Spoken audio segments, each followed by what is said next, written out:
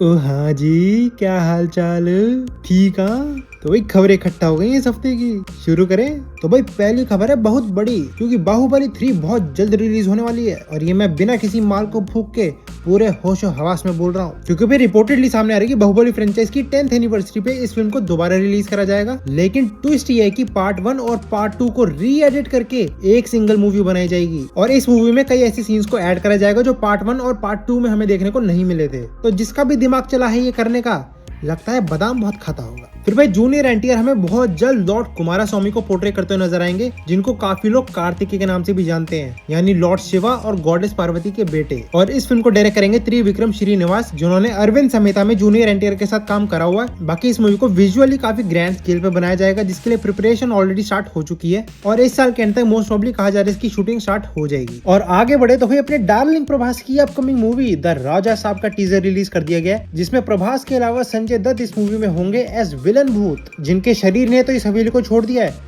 पर उनकी आत्मा ने नहीं। और साथ ही 3 लीडिंग एक्ट्रेस निधि अग्रवाल, जो भाई काफी टाइम बाद दिखाई दी, मालविका मोहन और रिद्धि कुमार इस फिल्म में नजर आएंगी। बाकी इसके अलावा मेकर्स ने तो खुद ही बोल दिया है कि ये बिगेस्ट हॉरर फैंटेसी है, मतलब जनता का ओपिनियन मैटर ही नहीं करता, खुद ही डिसाइड कर लिया ना। कमाल है यार। पर चलो, इस मूवी में फाइनली हम प्रभास को थोड़ा एफर्ट मारते हुए देख पा रहे हैं इन टर्म्स ऑफ एक्टिंग, जो हमने पिछले काफी मूवीज में नहीं देखी थी। पर जहां तक बात है इसके वीएफएक्स की, जिसपे ये मूवी बहुत डिपेंडेंट है, वो भाई अच्छा फील होता है। पर पर्सनली मुझे ये जो वीएफएक्स वाले भूत होते हैं, क्रीचर्स होते हैं, भाई इतने डरावने लगते नहीं है टू बी ऑनेस्ट। तो मैं कभी भी इनके हक में नहीं होता हूँ, काफी नकली सा लगता है। पर चलो, क्या ही कर सकते हैं हम लोग। लेकिन जो चीज अच्छी नहीं है वो है फिलहाल इसकी कॉमेडी, क्योंकि भाई टीजर का एंड आपका पीक मूवमेंट होता है, और जो नानी वाला जो प्रभास ने बोला है भाई बिल्कुल लैंड नहीं हुआ, एकदम फ्लैट। बस आई होप इसकी स्टोरी इसके जोक्स की तरह फ्लैट ना हो, नहीं तो फिर स्पिरिट का ही वेट करना पड़ेगा। पर चलो, ओवरऑल जो उन्होंने एक फैंटेसी वर्ल्ड क्रिएट करी है, वो हवेली क्रिएट करी है, तो ओवरऑल मूवी की टोन और सेटिंग काफी अच्छी लग रही है, नो डाउट। पर अब देखते हैं कि जो प्रभास की एक वाइब्रेंट फन चार्म देखने को मिल रही है, जिसको देख के काफी लोग कह रहे हैं कि भाई the vintage Prabhas is back,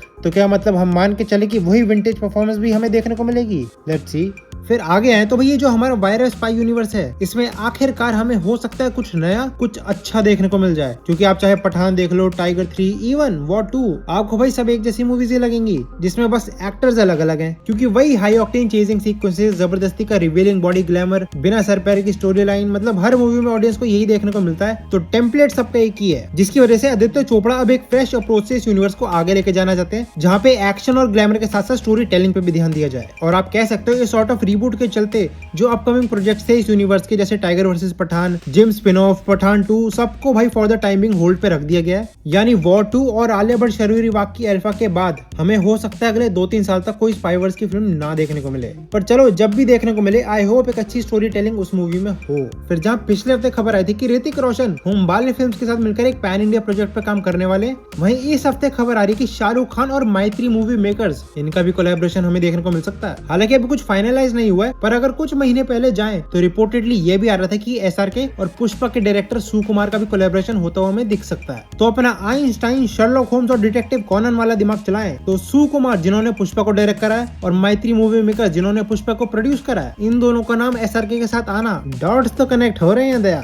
फिर भाई खबर आ रही कि मोहित राय ना काफी हाई चांसेस है कि लॉर्ड शिवा को प्ले करते हुए नजर आएंगे नीतीश तिवारी की रामायण में। और मोस्टली लोगों ने, स्पेशली हिंदी ऑडियंस ने, मोहित रायना को एज लॉर्ड शिवा प्ले करते हुए देखा है टेलीविजन शो देवों के देव महादेव में, जो कि एक लेजेंडरी आइकॉनिक शो था, जिसमें मोहित रायना की परफॉर्मेंस को आज भी याद रखा जाता है। तो अगर ये कास्टिंग कंफर्म हो गई तो भाई लिटरली मजा दुगना हो जाएगा। और अब आगे बढ़े तो थामा के बाद आयुष्मान खुराना एक out and out comedy film के लिए शूट स्टार्ट करेंगे इस साल सितंबर में, जिसको भूषण कुमार और जूनो चोपड़ा प्रोड्यूस करेंगे, जिस पेयर ने लास्ट पति पत्नी और वो प्रोड्यूस करी थी। बाकी इसकी कास्टिंग को लेकर और इसको डायरेक्ट कौन करेगा, फिलहाल कोई अपडेट नहीं है। फिर भाई इसी के साथ अपने विदेशी सेगमेंट की तरफ चले तो उड़ती उड़ती खबर आ रही है, पता नहीं कौन उड़ा रहा है, पर उस ससुरे को मजा बहुत आ रहा है। तो कहा है ऐसा जा रहा है कि रायन गॉसलिंग हो सकता है ब्लैक पैंथर के एक वेरिएंट को प्ले कर सकते हैं डूम्सडे में। ठीक है, ओके, मान लिया। पर पिछले हफ्ते यही गंदे लोग बोल रहे थे कि रायन गॉसलिंग एमसीयू के नए घोस्ट राइडर होंगे। तो इन लोगों का सच में कोई ईमान ही नहीं है, कुछ भी बकते रहते हैं। पर एक बात सच है कि मार्वल स्टूडियोज और रायन गॉसलिंग काफी लंबे से एक ही सेंटेंस में इन दोनों का नाम लिया जा रहा है, तो धुआं उड़ रहा है, तो भाई आग तो आई एम श्योर कहीं ना कहीं लगी होगी। फिर अगर कुछ इनसाइडर न्यूज की माने तो भाई ब्रूस बैनर यानी अपना हल्क हो सकता है स्पाइडरमैन ब्रांड न्यू डे से पहले हमें वंडरमैन सीरीज में नजर आए, जहां वो अपने वंडरमैन के साथ टीम अप करेगा कुछ इन्वेस्टिगेट करने के लिए। तो देखते हैं कि ये टीम अप कैसे जाता है। वैसे ज्यादा कुछ खास उम्मीद मैं रख नहीं रहा हूँ इस प्रोजेक्ट से, तो भाई देखते हैं क्या होता है। फिर अगली कोई खबर नहीं बल्कि याचना है अपने टॉम हिडलस्टन भाई साहब की, यानी अपने लोकी भैया की, वो भी रूसो ब्रदर्स से, कि प्लीज लोकी के कैरेक्टर को दोबारा मत मार देना डूम्सडे में, जैसे इन्फिनिटी वॉर में मार दिया था। और वैसे भी बेचारा भाई कितनी बार मर चुका है, अब तो याद भी नहीं, गिनती भी भूल गए हम तो मैं इतना ही बोलूंगा कि रूसो भैया देख लो यार, मत मारना इस बार, अपना ही भाई है और सुधर भी गया है अब तो, ठीक है छोड़ देना यार। फिर भाई अपने A24 वाले एक video game based live action movie Elden ring बनाने वाले हैं, जिसको डायरेक्ट करेंगे एलेक्स गार्लैंड, जिन्होंने एक्स मशीना, सिविल वॉर और एनहाइलेशन डायरेक्ट करी हुई हैं। तो डायरेक्टर तो भाई कमाल का है, पर क्योंकि ये वीडियो गेम अडेप्टेशन है तो एक गेम को लाइव देना भाई काफी डिफिकल्ट प्रोसेस होता है, पर बंदा टैलेंटेड है तो कर ही लेगा। पर A24 वाले सिर्फ एल्डन रिंग का अडेप्टेशन नहीं ला रहे हैं, बल्कि एक और गेम द बैक रूम्स, उसको भी ग्रीन लाइट दे दी इन्होंने, जिसकी शूटिंग कहा जा रही है कि अगले 2-3 महीनों में स्टार्ट हो जाएगी। और ये A24 वालों की बात क्या कर ली, तो भाई चेप ही हो गए, एक और खबर पटक दी। तो भाई इनकी एक और upcoming film title break, जिसमें हमें ड्वेन जॉनसन लीड करते हुए नजर आएंगे, सैल्यूट टू द मैन, जो कि एक साइकोलॉजिकल थ्रिलर मूवी होगी, जिसको डायरेक्ट करेंगे डैरेन एरोनॉफ्स्की, मतलब अपने रॉक भैया का ऑस्कर पक्का है। क्योंकि भाई इतिहास गवाह है कि ये डायरेक्टर, जिसका मैं नाम ले गया एक ही बारी में, जिसके लिए पहले मुझे शाबाशी, कि ये भाई अपने एक्टर्स में से लेजेंडरी परफॉर्मेंस निकलवा ही लेता है। फिर आगे आए तो भाई जेम्स गन ने कंफर्म कर दिया है कि सुपरमैन और सुपरगर्ल के बाद अब अपनी वंडर वुमन पे भी काम चालू हो चुका है, जिसकी फिलहाल राइटिंग चल रही है। अब इस कैरेक्टर को प्ले कौन करेगा, रिपोर्टेडली नाम तो भाई बहुत सारे हैं, जैसे एना दे आर्मस, एलेक्जेंडर डडारियो, एड्रिया एरियोना और आइजा गोंजालेस। अब कौन होगा ये हमें भाई जब इसकी राइटिंग कंप्लीट होगी तभी शायद पता चले। पर आप किसको देखना चाहोगे एज वंडर वुमन, कमेंट करके जरूर बताना। फिर भाई डूम्सडे में ह्यू जैकमैन एज वुल्वरीन भी हमको देखने को मिलेगा, और ये स्पेकुलेशन इसलिए लगाई जा रही है क्योंकि ह्यू जैकमैन के स्टंट डबल ने एक फोटो पोस्ट करी है पाइनवुड स्टूडियो से, जहां एज ऑफ नाउ डूम्सडे की शूटिंग चल रही है। तो लग रहा है कि वुल्वरीन को हम कंफर्म मान ही सकते हैं, और अगर वुल्वरीन है तो डेडपूल भी कहाँ पीछे छूटने वाला है, और वैसे भी अगर डेडपूल नहीं होगा